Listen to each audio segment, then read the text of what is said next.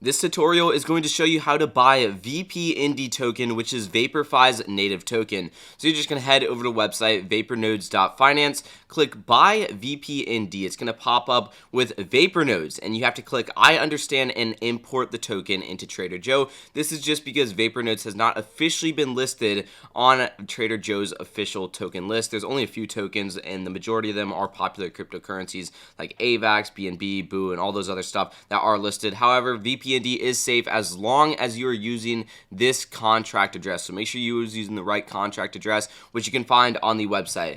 Well, then on Trader Joe, you're going to connect your wallet. I use MetaMask. You can use any of the wallet options here, but if you're using MetaMask, simply just go like that and click connect. And then you'll be able to put a certain amount of AVAX or whatever currency of your choice into VaporNodes token. So as you can see, I have 0.63 AVAX available on this wallet. And if I want to go ahead and put a certain amount into VaporNodes, let's just say I want to put 0.1 AVAX into VPND. This at current price is going to give me 66 VPND tokens. Obviously, as VaporNodes price fluctuates, it's going to be a different amount, but you're simply going to click swap, confirm the transaction in your wallet, and boom, it's going to go through and you can view your transaction on Snowtrace. Snowtrace is the explorer for the AVAX network. As you can see, I just swapped 0.1 AVAX for 66.34 VaporNodes tokens, and it's as simple as that. As you can see, using the AVAX network, obviously you have lower transaction costs. At the current time of recording, I only paid 24 cents for a transaction fee to buy roughly $6 worth of VaporNodes. And even if I'm buying a higher amount, let's say 100,000 VPND tokens,